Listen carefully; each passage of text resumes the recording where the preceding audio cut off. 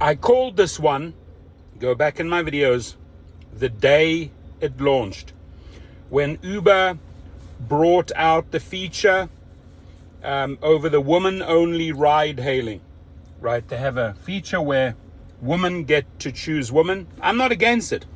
I fully understand. I have spoken to so many female drivers that have been assaulted, attacked by drunk men. And, and by the way, those statistics, percentage-wise, are far, far higher than the other way around. Drunk females attacking male drivers. So I get it that women riders want this feature. But at the same time, I also understand, and I said this, there would be many, many drivers that will sue over this. This will be a class action. And if you want to go to giglawyers.com, I'm going to put the link in the video. You can add yourself to these lawsuits if you feel that you have been discriminated. You can add yourself to these class action lawsuits. Now, I believe the first one was filed in California. I've had several law firms. I actually collect drivers for a lot of big class action lawsuits that are filed against Uber and Lyft and other companies. And they know that. I've cost them a few $100 million to date since 2019, over the last 6 years since I launched these services, acting as an expert in the field that puts together drivers with attorneys that want to sue the gig companies. So if you want to add your name to the list, I work with several law firms in California and throughout the United States, and some abroad in Canada and the UK and Europe. But if you are a male driver and you want to sue Uber and Lyft for sex discrimination over woman-only ride-hailing feature, giglawyers.com. Now let's jump into the story. Time ran the story. There it is. It's the thumbnail of my video. Male drivers for Uber and Lyft are suing the companies over a feature that lets users hail only women drivers. We knew it. We said it on day one. It's going to happen. The dual class action suits allege that the functions which followed thousands of sexual harassment and assault lawsuits against Uber and Lyft over the years have limited the economic opportunities for men and discriminated against them because of their gender. Now, lady drivers, you can understand that there are a lot of men that want to sue over this. They're not suing you, the female. They're suing the company, right? They feel like they've been discriminated, losing out on certain trips. But again, I've taken a stand here. I can fully get it why women want and need this feature. Me personally, I will not be participating in this lawsuit. Just being very upfront with you. Lawyers acting for the plaintiffs argue that male drivers are discriminated against and receive fewer and different rides than they otherwise would absent the policy. And by the way, there are going to be multiple law firms contacting me now that this, they're going to be filing their own lawsuits and collecting their own drivers. So they're going to be multiple class actions against Uber and Lyft on this particular issue. Just mark my words. They contend that the policy reinforces the gender stereotype that men are more dangerous than women. California has some of the nation's strongest anti-discrimination laws. The lawsuit accuses both Uber and Lyft of violating the UNRO Act, a California civil rights law that expressly prohibits sex discrimination by business enterprises. I know a few people that have sued over this individually in other cases, and the companies have always settled. They are seeking $4,000 in damages, $4,000 in damages per male driver in California for violating the state law. So again, if you're after the $4,000 and you want a referral to these law firms, giglawyers.com. Time has reached out to Uber and Lyft for comment. 2 drivers were represented as plaintiffs each in each lawsuit for the two companies, but the lawsuits estimate that the hundreds of thousands of male ride-sharing drivers could be covered by the class action. Very interesting. The lawsuits were met with dismay from some users of the feature who say it's vital for safety. I just feel more safe and comfortable with a woman driver. Celeste Juarez, 28, told The Time. I had many uncomfortable experiences with male drivers before, especially going on girls' night out.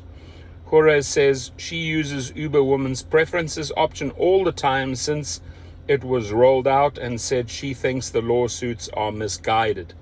As a woman, it's about my safety and getting to my destination without any repercussions or any unwanted sexual advances. With this option, I feel so much safer and don't have anxiety coming home late or have to worry about whether or not I will make it home, she said.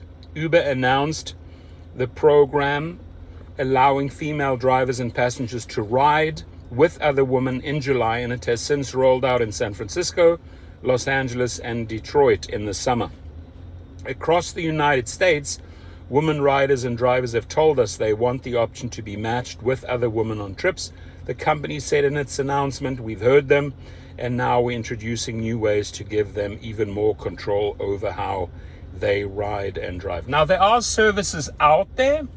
There are companies out there where it's exclusively female drivers driving female passengers. The feature was first introduced by Uber in 2019 in Saudi Arabia after a landmark law granting women the right to drive. Lyft's Women Connect program launched in 2023 in the United States, offering women and non-binary drivers rides with drivers of the same gender, with first access in Chicago, Phoenix, San Diego, San Francisco, and San Jose.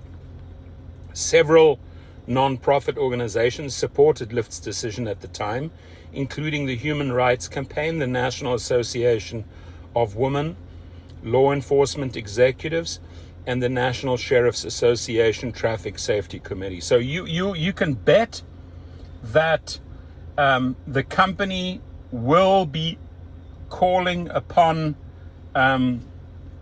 these organizations as backup and as arguments to make the case that this service is needed. They'll probably use these organizations that I've just mentioned in their defense.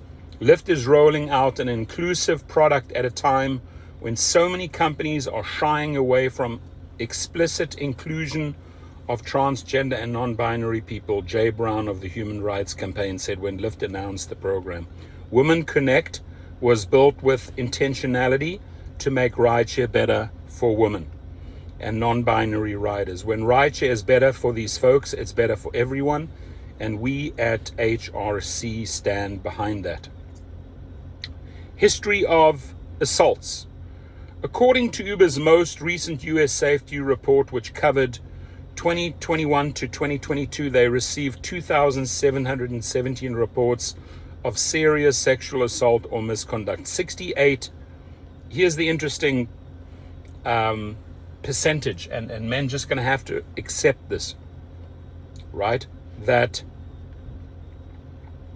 68% of those reports were against drivers. The most common report included non-consensual touching and penetration. The latter accused disproportionately affected women, who represented 89% of the survivors, while men represented 8%. In 2021, Lyft released a similar report that said that there were more than 1,800 reports of sexual assault during Lyft rides in 2019 and 4,000 reports of sexual assault during rides from 2017 to 2019. Labor groups have also questioned Uber and Lyft safety regulations. I question them every single day for drivers after one report found 50 drivers were killed on the job between 2017 and 2022. Now, when it comes to sexual assault or anything of that nature, again, if you're a female or a male, You can go to giglawyers.com and register. I connect you with the attorneys. But this specific one here is about men bringing a case, a class action, a dollar amount, $4,000 against Uber and Lyft because they are not happy with this woman-only feature. So in July, U.S. District Judge Charles Breyer in San Francisco, the judge presiding over more than 2,300 lawsuits against Uber for passengers who were sexually assaulted or harassed, did not dismiss the idea that the absence of a gender matching feature on the app may lead to liability claims. Very interesting. Looming culture war. The new program's introduction in the United States has already prompted backlash from conservative groups, most notably the Heritage Foundation, the right-wing think tank behind Project 2025. I have no time for that. That's trash to me. It's Project 2025. In early August, the think tank released a commentary that argued the preference model violated sex discrimination laws. Uber will be empowering its drivers to ignore, that is, discriminate against male riders. The article, written by Heritage Foundation legal fellows Perry and Spakowski, they connected the new feature to individual racial discrimination of taxi drivers against black riders. Back when Lyft announced Women Connect, other alt-right personalities, including influencer Tomi Lahren, blasted the program. Yet Uber and Lyft have maintained that the program was highly requested by women and non-binary users of the applications, and that the goal is to increase feelings of safety for these users. Now, I've had 4 major lawsuits against companies, 5 actually. I've won all 5. I've had 22 small claims, personally, small claims cases against individuals and companies since 2000. In 25 years, I've won every single one of them. So my record right now is 27 out of 27. And I follow lawsuits very, very closely. I have represented myself in my first divorce case, won that. I've had 2 attorneys disbarred. I have spent countless days in the Los Angeles Law Library researching, learning from paralegals how this entire thing works. And my gut feeling here is that Uber and Lyft will settle for cents on the dollar. So these drivers that are thinking that they're going to get $4,000, they might get $200. They might get $200. But I also don't think it's a case that Uber and Lyft want to bring to trial. Now, the question is, how many male drivers can these law firms package in the class action when they take on Uber and Lyft? Now, this currently here was filed in California. Who knows? There might be other state class actions against this Woman Connect or this woman-only feature. We shall see. But I predicted it on day one. There will be a lot of males. There will be a lot of males super, super unhappy about the feature, the woman-only ride-hailing feature. I knew it. The moment they launched it, I said, this is trouble. For Uber and Lyft, they will be facing class action lawsuits. It didn't take long. It didn't take long at all. Now, again, if you want to join or see if you have a case against Uber, Lyft, or DoorDash, or Uber Eats, go to giglawyers.com. The link is the first link underneath this video. You could put in a brief description. Hey, I want to join this suit, or I've been sexually assaulted, whatever the case is. You can sometimes join class actions that are out there. Sometimes you can bring your own case. And usually you'll be going through arbitration, which can take a long, long time. Which can take a very, very long time. So hit me up if this is something for you. Again, as I stated in the beginning, I understand why the companies brought out this feature. I have spoken to countless women and men regarding this issue, especially sexual assault. This is why the companies brought out this Woman Connect, or this Woman for Woman feature. I get it. I totally get it. When men get drunk, they are out of control. And I base this on thousands and thousands of trips that I've given. Drunk women ain't as dangerous as drunk men. I'll say it right there. And some people say, hey, how can you throw men under the bus? That's how it is, my friends, right? Males were built one way, females were built another way. That is my opinion. I stand by it. And again, understand that to many, many women, this feature means safety to them. And I'm all about safety. If it means bringing the statistics down, rapes down, assaults down, I'm for it.